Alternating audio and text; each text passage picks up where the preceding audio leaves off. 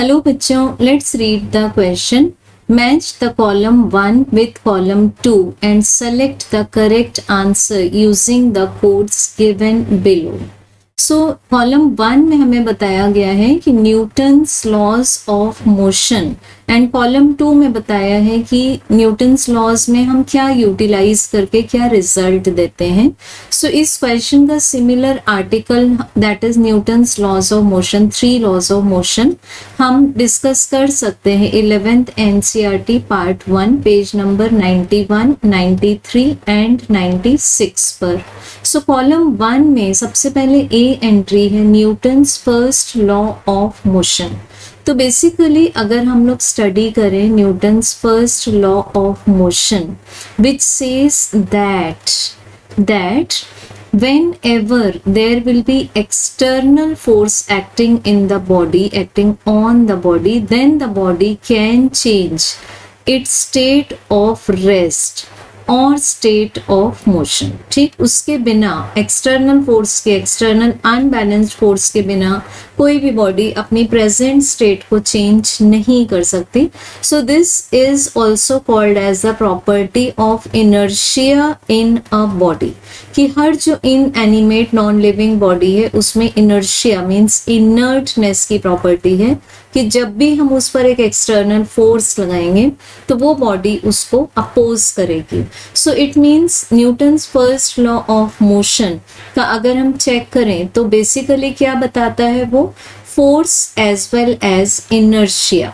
सो A का answer आ जाता है कॉलम 2 में entry number 2.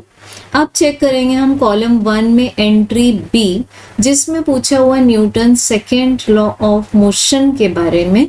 So Newton second law of motion को अगर हम लोग डिस्कस करें बेसिकली सबसे पहले ये लॉ हमें बताता है फोर्स का magnitude that the force is directly proportional to, then इसका quantitative result it is directly proportional to the rate of change of linear momentum.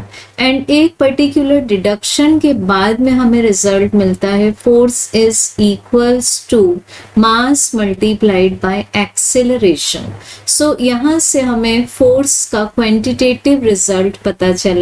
So it means we can say that Newton's second law of motion can give us the measurement of force, and this is also called as the real law of motion because अकेले Newton second law के basis पर हम किसी भी force को किसी भी situation में कैलकुलेट कर सकते हैं प्रोवाइडेड वहां पर हम न्यूटन सेकेंड लॉ अप्लाई कर पाए.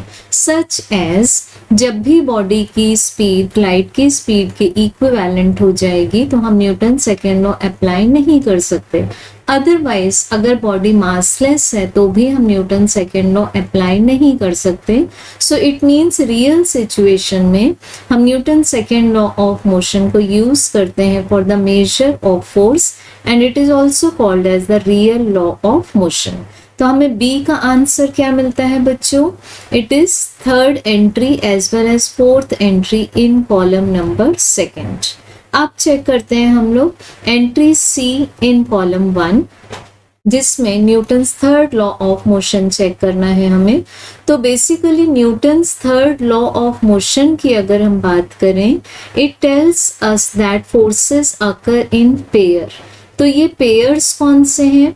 Action and reaction. ठीक, इनको हम बोलते हैं पेयर फोर्सेस को action and reaction forces.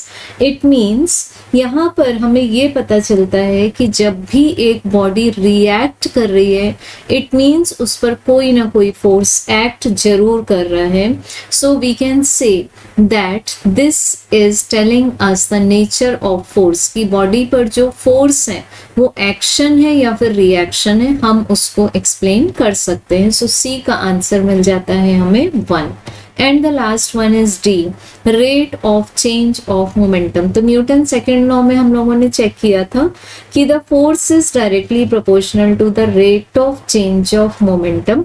It means अगर हम rate of change of momentum में वाइस वर्सा जाना चाहते हैं तो हमें किसका मैग्नीट्यूड मिल जाएगा, फोर्स का, इसका हमें मेजर मिल जाएगा।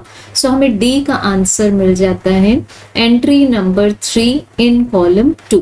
सो अगर हम ये जो चॉइसेस हैं इनको ऑप्शन वाइज चेक करें, we get that correct answer is option 3।